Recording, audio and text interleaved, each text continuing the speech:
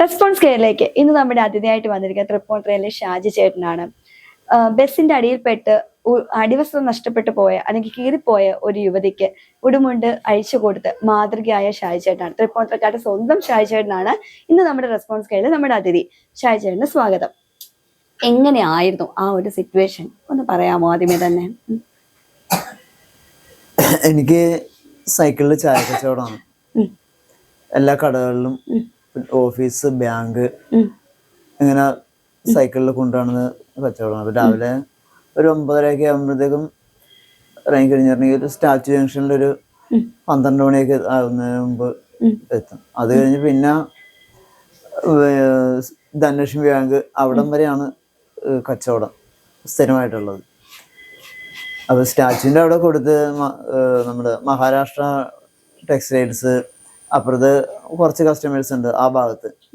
അവിടെ എല്ലാം കൊടുത്തതിന് ശേഷം നമ്മള് ബാങ്കിന്റെ പരിസരത്തോട്ട് പോകാനായിട്ട് സൈക്കിൾ എടുക്കാൻ വരുമ്പോഴത്തേക്കും ഭയങ്കര ശബ്ദം കേട്ടു. ആ ശബ്ദം കേട്ടതിനെ തുടർന്ന് ഓടി ചെല്ലുമ്പോൾ എല്ലായിടത്തുനിന്നും ചുറ്റുപാടുനിന്നും ആൾക്കാർ ഓടി വരുന്നുണ്ടായിരുന്നു. അപ്പോൾ ബസ്സിനടിയിൽ ഇരുചക്ര വാഹനത്തിൽ കുരുങ്ങിയ ഒരു സ്ത്രീ നിരങ്ങി പോകുന്നതാണ് നമ്മൾ കാണുന്നത്.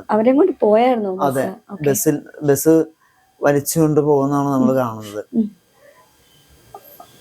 അതിനെ തുടർന്ന് അവിടെ കൂടിയ ആളുകൾ, ബസ് കയറാൻ നിന്ന യാത്രക്കാര്, മറ്റുള്ള അടുത്തുള്ളവരെല്ലാവരും കൂടി ശബ്ദമുയർത്തതിനെ തുടർന്ന് ബസ് നിർത്തുമ്പോൾ ഈ സ്ത്രീ ബസിന്റെ ഫ്രണ്ട് വീലിന്റെ ഇടതുവശത്തെ വീലിനടിയില് വീലിനോട് മുട്ടി കിടക്കുന്നതാണ് നമ്മൾ കാണുന്നത്. ഒരു 3-4 മീറ്ററോളം വലിച്ചിഴച്ച് കൊണ്ടുപോയി. അതിനുശേഷം ബസ് പിന്നിലോട്ട് എടുക്കാൻ പറഞ്ഞു. അവിടെ കൂടി എല്ലാവരും കൂടി പറഞ്ഞു. അങ്ങനെ ബസ് പിന്നിലേക്ക് എടുക്കുകയും ഈ സ്ത്രീയെ ഞാൻ ഓടിച്ചെന്ന് പിടിക്കുകയും ബാക്കി അവിടെ കൂടി എല്ലാവരും കൂടി വന്നു പതുക്കെ ഉയർത്തി നിർത്തുമ്പോഴത്തേക്കും വേദന സഹിക്കാൻ വയ്യ. നമുക്കറിയില്ലല്ലോ എന്തെല്ലാമാണ് സംഭവിച്ചേക്കുന്നത്. അതിനെ തുടർന്ന് നിർത്തി അവരുടെ ചുരിദാറിന്റെ ടോപ്പും എല്ലാം നേരെ ഇടുന്ന സമയത്താണ്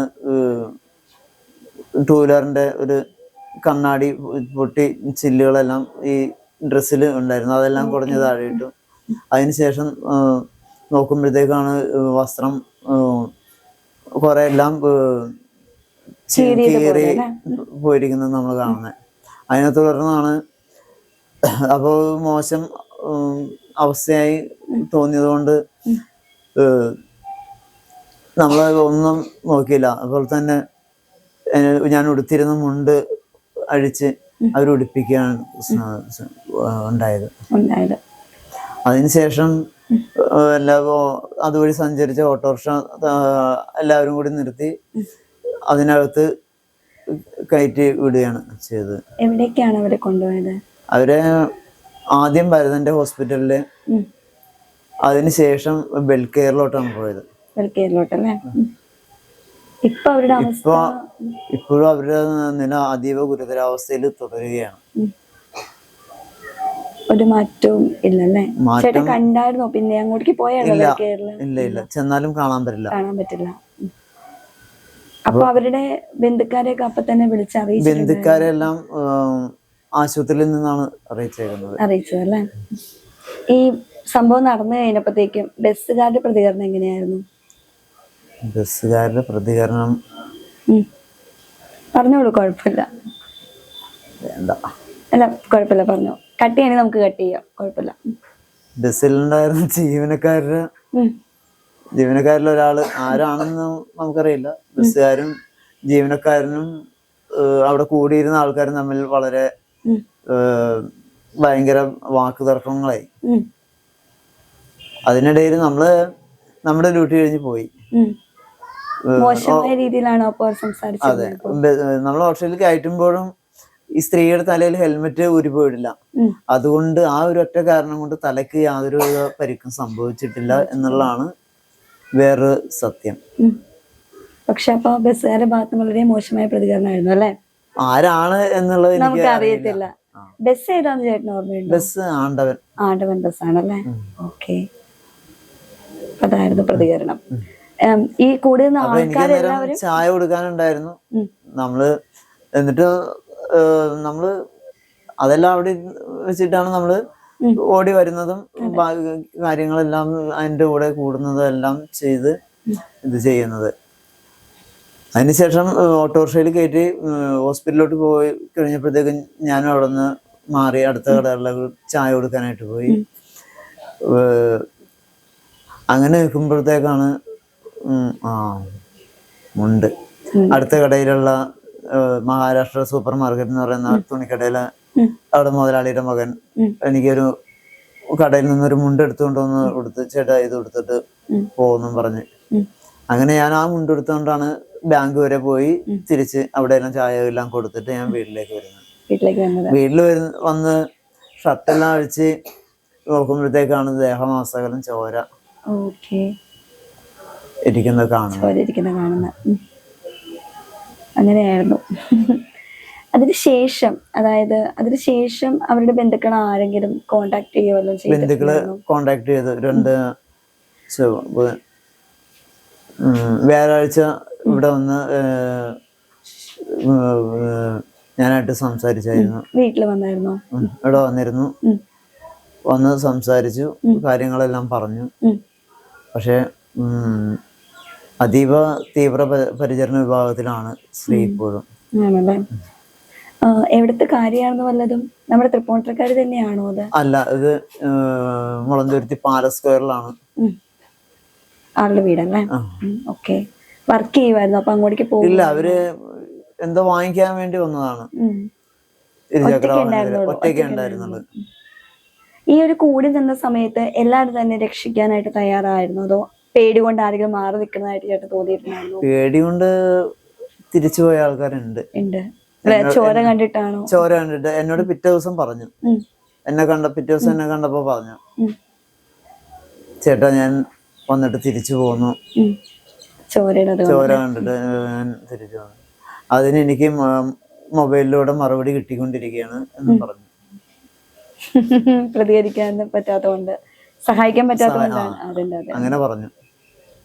എന്നാലും ചേട്ടൻ ആ ഒരു ടൈമില് ഒന്നും നോക്കിയില്ലല്ലോ. അതായത് ഒരു മുന്നിൽ കിടക്കുന്ന ഒരു ജീവൻ അത് രക്ഷിക്കുക, മുണ്ടഴിച്ചു കൊടുക്കുക, അതൊക്കെ ഒരു മാതൃകയാക്കേണ്ട കാര്യം തന്നെയാണ്. പലരും പുറകോട്ട് വരയുമ്പോഴും മുന്നോട്ട് തന്നെ പോയിരുന്നു. ഇതൊക്കെ ചേട്ടനൊപ്പം കണ്ടപ്പോൾ പെട്ടെന്ന് ഷോക്ക് അങ്ങനെ വല്ലതും തോന്നിയായിരുന്നു? ഷോക്ക് ആയതുപോലെ വല്ലതും ഫീൽ ചെയ്തായിരുന്നു? ഞാൻ എന്റെ ജോലിയുമായി ബന്ധപ്പെട്ട് ഫുൾ ടൈം ഞാൻ റോട്ടിൽ തന്നെ ആയിരിക്കും. വീട്ടിൽ കയറും, രാവിലെ വീട്ടിൽ നിന്ന് ഇറങ്ങി ഉച്ചക്ക് 1 മണിക്ക് വീട്ടിൽ വന്ന് കയറും. വീണ്ടും വൈകുന്നേരത്തെ പരിപാടിക്ക് വേണ്ടി വീണ്ടും സാധനങ്ങൾ വാങ്ങാനും ബാക്കി വീട്ടിൽ വന്നു കഴിഞ്ഞാൽ ഉടനെ 3 മണിക്ക് വീണ്ടും ഇറങ്ങും. അതിനുശേഷം വീട്ടിൽ കയറുമ്പോഴത്തേക്കും 8 മണിയൊക്കെ ആവും. ഇത് രാവിലെ ഇത് ഉച്ചക്ക് 12 മണിയോടുകൂടിയാണ്. വീട്ടിലേക്ക് വന്നോണ്ടിരുന്ന ടൈമിലാണോ? അല്ല, ഞാൻ രാവിലെ പോയി സ്റ്റാച്ചു വരെ എത്തിയുള്ളൂ, അവിടം വരെ എത്തിയുള്ളൂ. അത് കഴിഞ്ഞ് പിന്നെ എനിക്ക് ചായ കൊടുക്കാനുണ്ട്. അന്നേരം ചായ ഉണ്ട് കയ്യില്, സൈക്കിളിന്റെ ചായ ഉണ്ട്. അതും കൂടി കൊടുത്തു കഴിഞ്ഞിട്ടാണ് ഞാൻ തിരിച്ചു വരുന്നത് അല്ലേ? അതിനുശേഷം ആഡവൻ ബസ് വല്ലതും കാണുക അങ്ങനെ വല്ലതും ചെയ്തായിരുന്നോ? അത് ഇന്ന് ഞാൻ കണ്ടിരുന്നു. ചേട്ടനെ തിരിച്ചറിഞ്ഞോ? സംസാരിക്കുവാനോ ചെയ്തായിരുന്നോ? എന്നെ കണ്ടപ്പോൾ വണ്ടി ഓടിച്ചിരുന്ന ആള് ചിരിച്ചുകൊണ്ട് പോണ ഞങ്ങളുടെ. പക്ഷെ എനിക്കറിയില്ല ആരായിരുന്നു വണ്ടി ഓടിച്ചിരുന്നതെന്ന്. അതിന് ശ്രമിച്ചില്ല ഞാൻ. നമ്മളത് കഴിഞ്ഞ് നമ്മളത് പോകുന്നു, അത്രേ ഉള്ളൂ. പിന്നെ അതിന് ശേഷമാണോ ഒരുപാട് ഇപ്പൊ വൈകുന്നേരം തന്നെയാണ് നമ്മുടെ സോഷ്യൽ മീഡിയയിലൊക്കെ നിറഞ്ഞിരുന്നു? അല്ല, അത് പിറ്റേ ദിവസമാണ്. ചൊവ്വാഴ്ചയാണ് സംഭവം നടന്നത്. ബുധനാഴ്ചയാണോ നടന്നിരുന്നത്? ബുധനാഴ്ച രാവിലെ മനോരമയുടെ പ്രാദേശികത്തിൽ കണ്ടിട്ട് തന്നെ ഓരോരുത്തർ വിളിച്ചുണർത്തിയത്. ഫോൺ വിളിച്ച് പറയുമ്പോഴാണ് ഞാൻ അറിയുന്നത് ഇന്ന ഒരു സംഭവം ഉണ്ടല്ലോ, എന്നിട്ട് എന്താ പറയാതിരുന്നത്, നീ ഇന്നലെ കണ്ടിട്ട് എന്താ പറയാതിരുന്നെന്ന് പറഞ്ഞാ. അപ്പൊ ഞാൻ അങ്ങനെ പറയേണ്ട ആവശ്യമില്ലല്ലോ, അത്രേ പറഞ്ഞുള്ളൂ. എന്നുവെച്ചാ നമ്മളിപ്പോ പെട്ടെന്ന് വന്നൊരതാണല്ലോ. ഇപ്പൊ നമ്മൾ ആരും പ്രതീക്ഷിക്കുന്നില്ല നമുക്ക് എന്താ സംഭവിക്കുന്നുള്ളത്. പക്ഷെ ആ ഒരു സമയത്ത് ഒരു രക്ഷകനായിട്ട് തന്നെയാണ് ചേട്ടൻ അവതരിച്ചത്. ഓരോരുത്തർക്കും ഓരോ നിമിത്തം എന്ന് പറഞ്ഞ പോലെ തന്നെ. അപ്പൊ ചേട്ടനത് എന്താണ് തോന്നുന്നത്? സന്തോഷം എന്ന് പറയാൻ പറ്റില്ല. സന്തോഷത്തെക്കാൾ വലുതായിട്ട് സങ്കടമാണ് ഇപ്പോ. ഒരു എന്താ പറയാ, ഒരു ഹോസ്പിറ്റൽ കേസ് ആയതുകൊണ്ട് അവസ്ഥ അറിഞ്ഞതുകൊണ്ട് ഇങ്ങനെയെല്ലാം ആണല്ലോ എന്നറിഞ്ഞുകൊണ്ട്. അറിഞ്ഞില്ലായിരുന്നെങ്കിൽ കുഴപ്പമില്ലായിരുന്നു. ഇപ്പോ അറിയുമ്പോഴത്തേക്കും വിളിച്ച് ചോദിച്ചു, അങ്ങനെ അറിയുമ്പോഴത്തേക്കും നമുക്ക് സന്തോഷമൊന്നും പറയാൻ പറ്റില്ല. എന്തായാലും അവരുടെ ബന്ധുക്കളൊക്കെ കോണ്ടാക്ട് ചെയ്യുന്നുണ്ടല്ലോ ഇപ്പോഴും. അപ്പൊ തീർച്ചയായിട്ടും അവരൊരു നല്ലൊരു രീതിയിലേക്ക് റിക്കവറായി വരട്ടെ. അതെ. തലയ്ക്ക് ഇഞ്ചുറി കിട്ടിയിട്ടില്ല അല്ലെ, പക്ഷെ ബാക്കി അരയ്ക്ക് താഴ്പോട്ടാണ് കീഴ്പോട്ടാണ് സംഭവിച്ചിട്ടുള്ളത്. കാണാനും പറ്റത്തില്ല അല്ലെ. എല്ലിൽ നിന്നും മാംസം എല്ലാം വിട്ട് അങ്ങനെ, പിന്നെ തൊലിയുടെ കുഴപ്പം, തൊലിയെല്ലാം ഇറച്ചിയിൽ നിന്ന് ഊരിപ്പോയി. അങ്ങനെ ഒരുപാട് ഇത് സംഭവിച്ചിട്ടുണ്ട്. ബസ് ഇങ്ങോട്ട് വന്ന് ഇടിക്കുവായിരുന്നോ?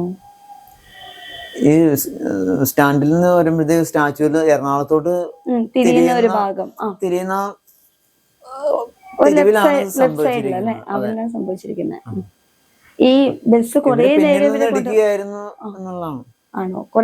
കൊറേ നേരം കൊണ്ടുപോയെന്ന് പറഞ്ഞല്ലോ.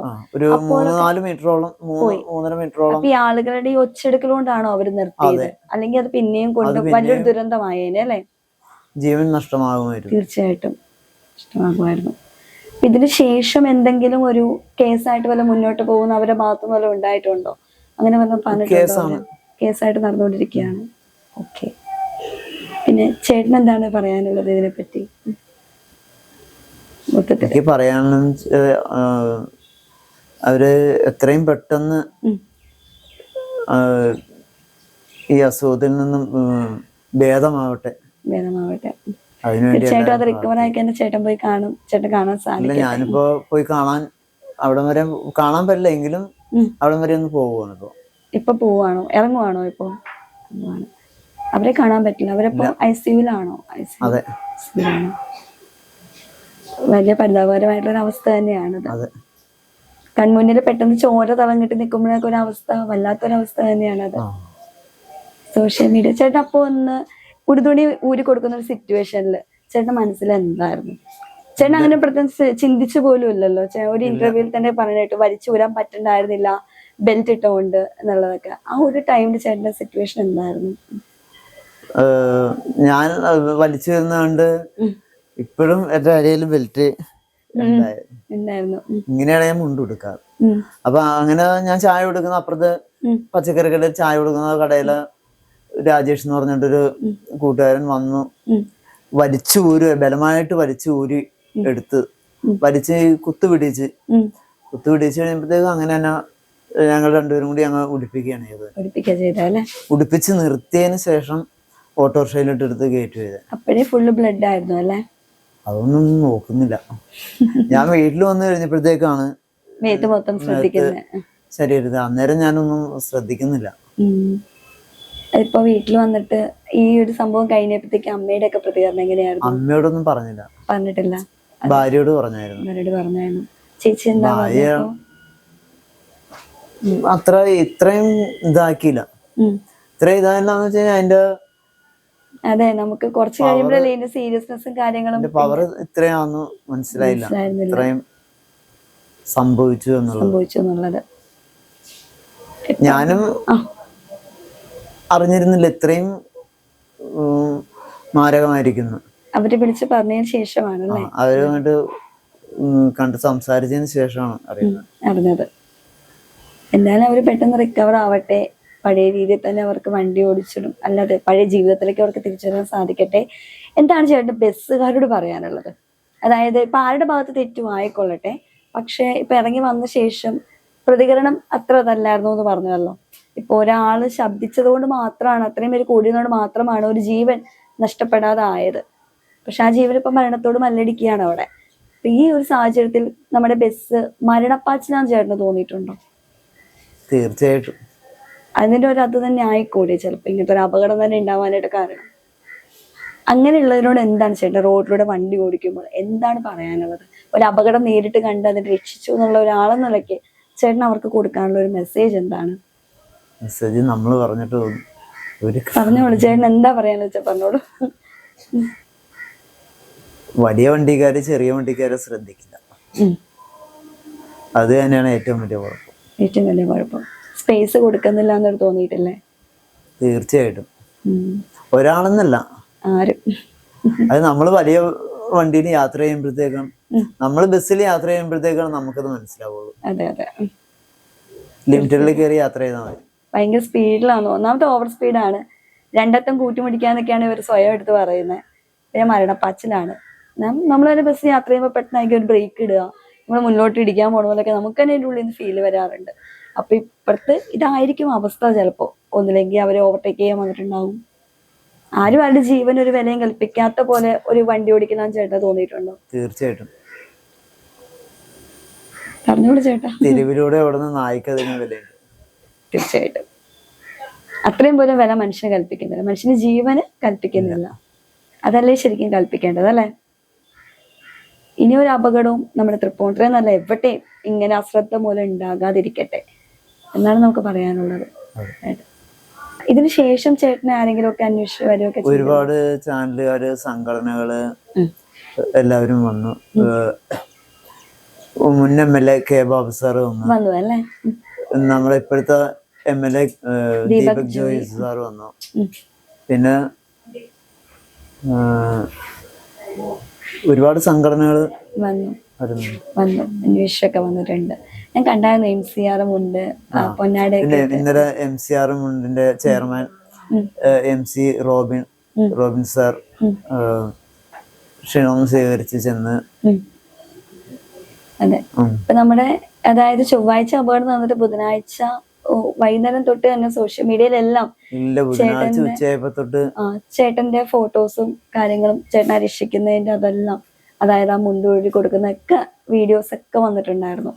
അപ്പൊ തന്നെ ഷാജി ചേട്ടൻ, തൃപ്പൂണിത്തുറയിലെ ഷാജി ചേട്ടൻ എല്ലാവർക്കും അറിയുന്ന ഒരു വ്യക്തി തന്നെയാണ്. പക്ഷെ ഇങ്ങനത്തെ ഒരു നിലയിൽ എത്തിക്കഴിഞ്ഞപ്പോഴത്തേക്കും ആ ഒരു കുട്ടീനെ രക്ഷിക്കുന്ന ഒരാതായപ്പോൾ നമുക്ക് എല്ലാവർക്കും സന്തോഷം തന്നെയാ തോന്നിയത്. കാരണം ഒരു ജീവനല്ലേ രക്ഷിച്ചത്. എന്ത് തന്നെയാണെങ്കിലും സന്തോഷവും സങ്കടവുമാണ്.